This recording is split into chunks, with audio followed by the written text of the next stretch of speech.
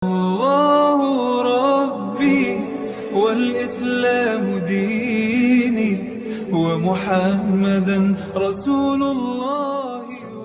Yang nyogok ya dan yang disogok itu neraka. Tapi kalau aparatnya, hakimnya, goldinya dia nggak mau terima sogokan, aman, selesai. Fa innaha minas syuhud, karena sogok menyogok itu perbuatan yang terlaknat. Wa qadluina alaihi salatu wassalam, sebagaimana sabda Nabi, ar-rashi wal murtasi, ya, wasai bainahuma, yang nyogok dan yang disogok atau yang bantu perbuatan itu, yang bantu, dilaknat. Kalau Allah sudah melaknat, hati-hati ya. Wakum bima anzalallah baina ibadik, berilah satu keputusan yang jujur, adil di tengah-tengah di antara hamba Allah. Ambil keputusan yang jujur. Fa innahu izun, karena keputusan jujur itu mulia. Sebagaimana dikatakan, wa man lam yahkum bima anzalallah fa ulaika humul kafirun. Kata Allah dalam Al-Quran, barang siapa yang memutuskan satu perkara, yang mengambil satu keputusan, satu hukum tidak sesuai dengan apa yang telah digarisbesari oleh Allah, fahumul kafirun, mereka itu adalah orang-orang kafir. Kita tidak memakai hukum Islam di negara kita, nggak ada masalah. Tapi negara kita punya hukum, ada undang-undang, ada hukum tindak pidana. Itu hukum tindak pidana itu dilakukan saja. Habib, kita ini Indonesia bukan negara Islam. Oh ya, nggak apa-apa. Tapi negara Indonesia ini bukan juga ya negara kesetanan. Indonesia bukan negara Islam, nggak ada masalah. Tapi negara ini bukan juga negara kesetanan. Ya, ada hukum negara kita pakai, nggak usah pakai hukum Islam. Hukum yang ada di negara itu kita pakai. Ya, jangan mentang-mentang tidak ada, bukan hukum Islam, lalu memakai hukum setan. Siapa yang punya kedudukan, yang punya jabatan, punya harta, dia bisa bayar itu hukum. Jangan. Ya. Maksud kafir di situ adalah zalimun, orang zalim. Wa fi ayat bayyinat muhakkamat fi kitab mujid la yatil batil min bayni yadayhi wa la min khalfi tanzil min hakimin hamid. Kebenaran tidak bisa bersatu dengan kebatilan. Air sama minyak bisa nyatu kan? Taruh air di ember, ambil minyak, tuang, Anda aduk,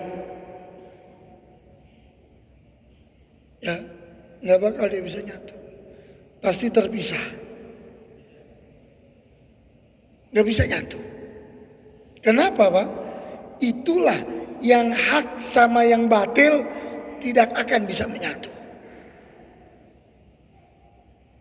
Kebenaran punya jalan sendiri. Sekalipun ingin dirusak dengan kebatilan, kalau kebenaran ini nggak bisa nyatu, terus saja dia jalan. Kebatilan ya begitu. Udah lebih damai saja, damai. Permasalahannya bukan damai. Kalau permasalahan nyawa yang dirugikan, bagaimana kalau terjadi dengan anak Anda? Seperti ibu polisi ini, ayah daripada korban polisi ini, Bagaimana perasaan orang tua? Mayatnya dibawa ke rumah, sampai rumah itu orang tua nggak boleh melihat tubuh anaknya. Sedangkan itu menjadi penglihatan, pemandangan, atau bisa menjadi sentuhan, ciuman yang terakhir seorang tua dengan anaknya di dunia. Bagaimana kalau terjadi dengan Anda, anak Anda ya meninggal, tapi Anda sebagai orang tua nggak boleh itu melihat mayat anak Anda. Ya. Makanya yang terjadi ini Pak, saya tidak mau katakan itu 100%, tapi 90% kasus kematian yang terjadi dengan polisi, dengan pembantaian yang begitu keji, itu sama percis dengan kasus yang terjadi 6 Laskar Syuhada. Percis. Itu tembakannya itu tempat yang mematikan. Kemudian lagi diotopsi. Itu kan ada undang-undangnya Pak. Otopsi itu harus ada izin orang tua, harus ada izin keluarga. Mestinya bukan hanya polisi saja itu, dokter yang mengotopsi dan yang membantu otopsi itu kalau bisa diadili, dibawa ke meja pengadilan. Kenapa? Kenapa Anda seorang dokter, Anda mengotopsi, Anda tidak menanyakan mana izin daripada keluarga? Itu dokternya terlibat itu. Ini hati-hati. Karena apa yang saya lihat dengan 6 syuhada itu, karena saya menyaksikan langsung itu mayatnya satu persatu, yang 6 syuhada, sama kasus yang terjadi dengan polisi ini, itu mirip. Ya, pantas kalau rakyat Indonesia ini marah. Pertanyaan kita mana tuh yang suka teriak-teriak di media itu? Buzzer-buzzer ya? Mana yang suka teriak-teriak? Mana yang teriak-teriak Pancasilais? Mana yang teriak-teriak keadilan mana?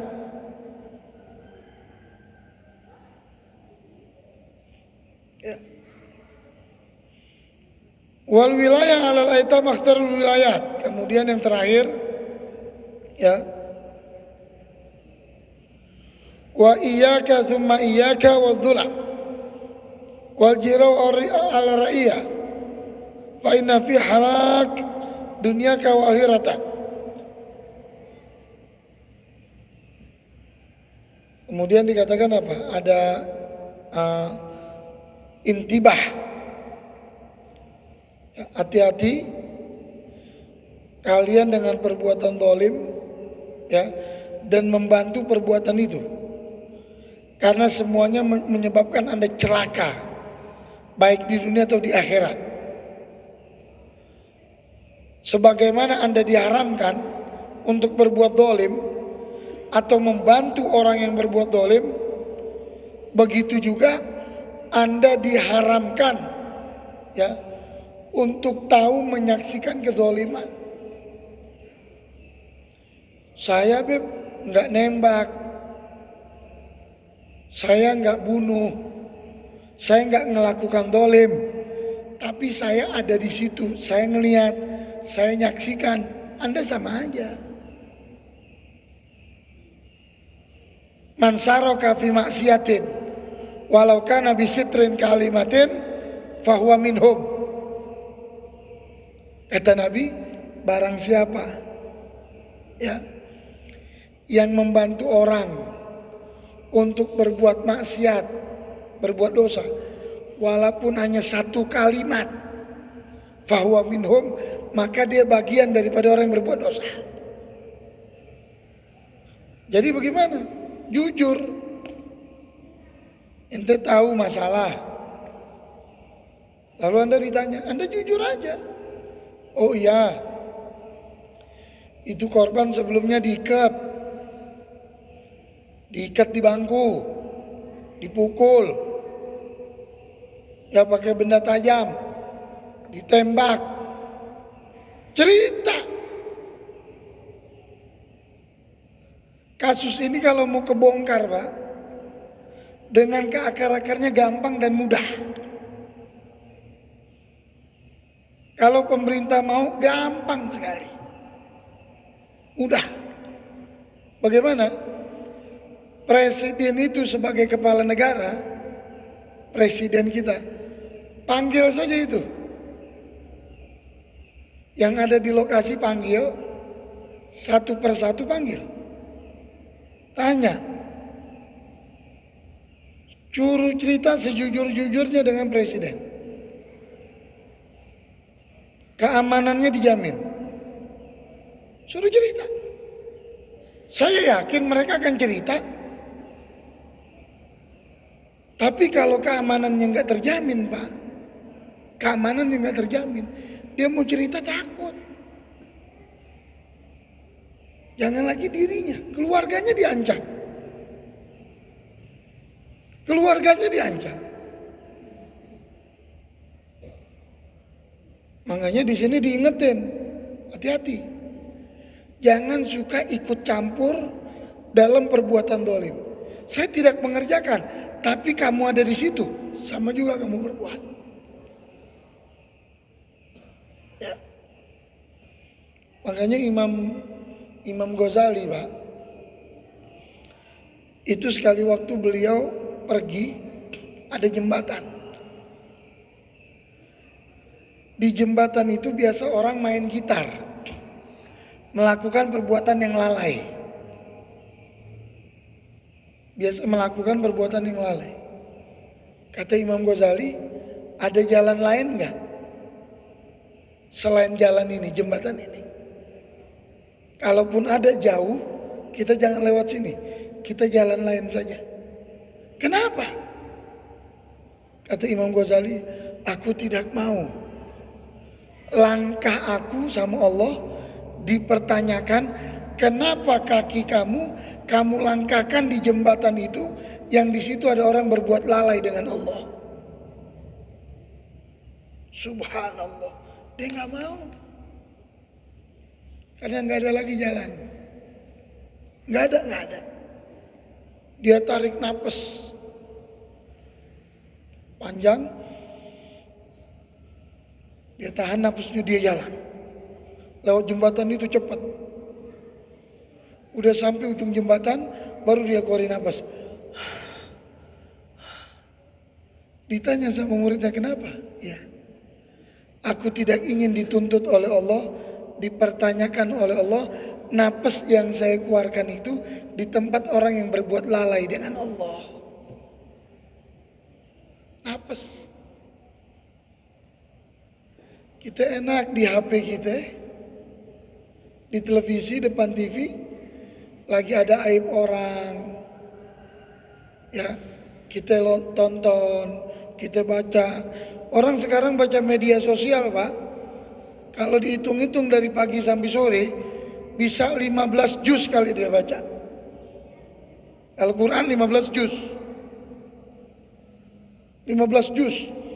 Kecil-kecil HP tulisannya. Matanya nggak sakit.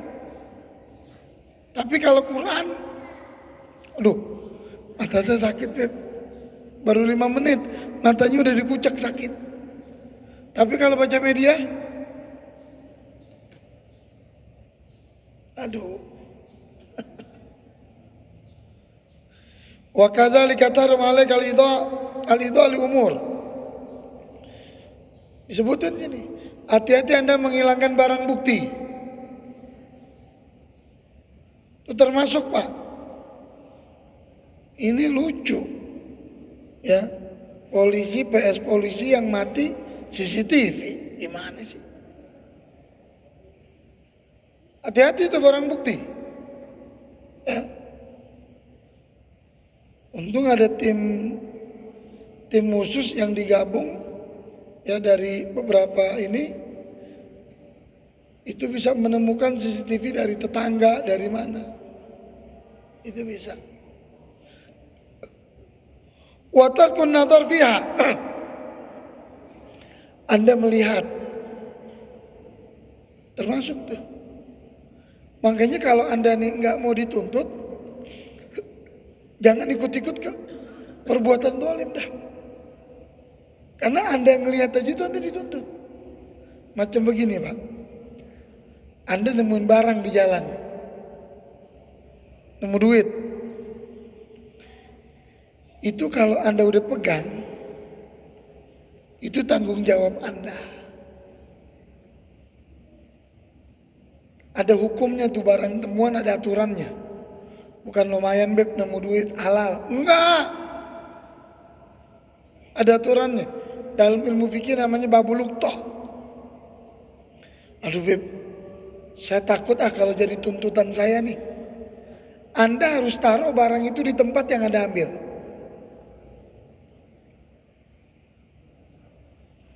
Itu.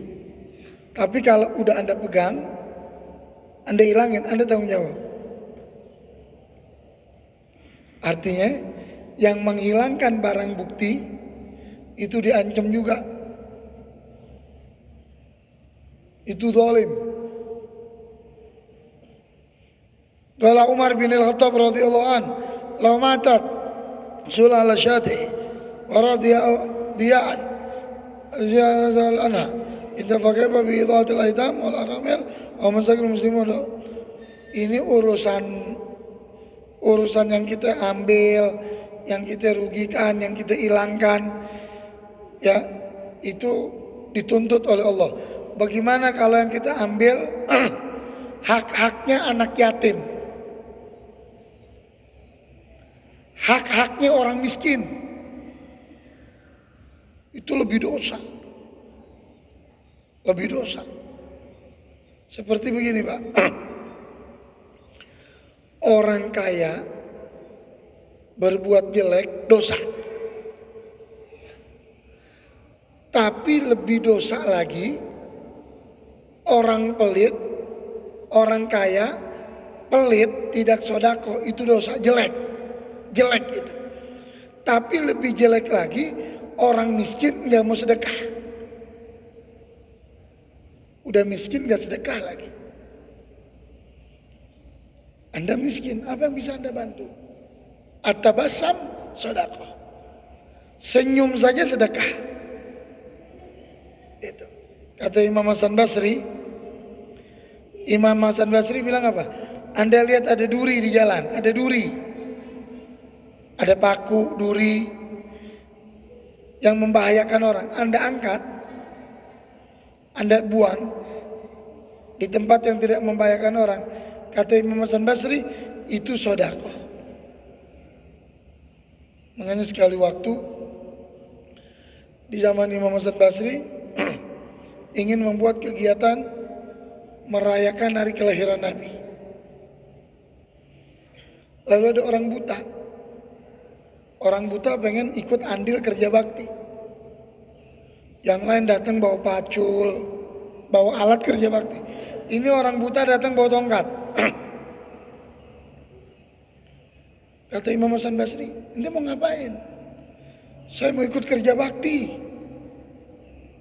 Ya, karena pahalanya besar kerja bakti. Sini kata Imam Hasan Basri.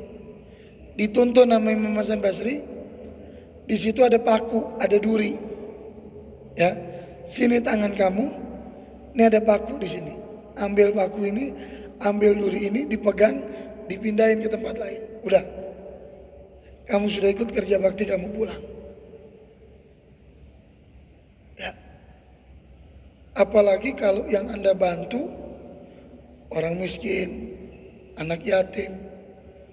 Dan dosanya 2 kali lipat. Kalau Anda ambil harta anak yatim, harta orang miskin, Anda zalimi anak yatim, hati-hati.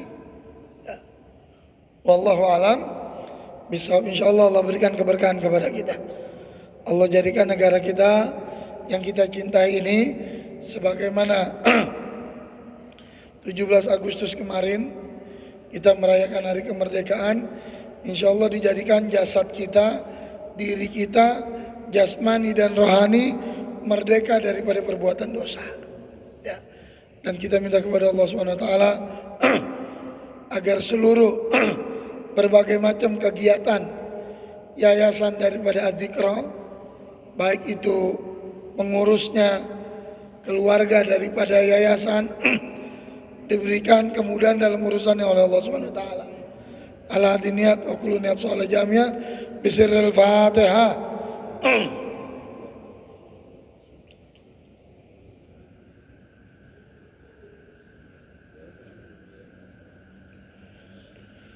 Qala Rasulullah sallallahu alaihi wasallam afdhalul ma qultu ana wa nabiyuna min qabli la ilaha illallah.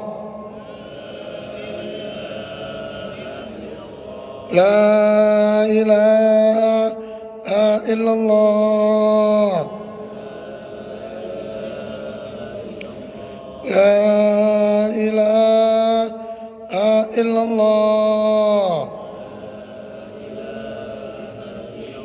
Muhammadar Rasulullah.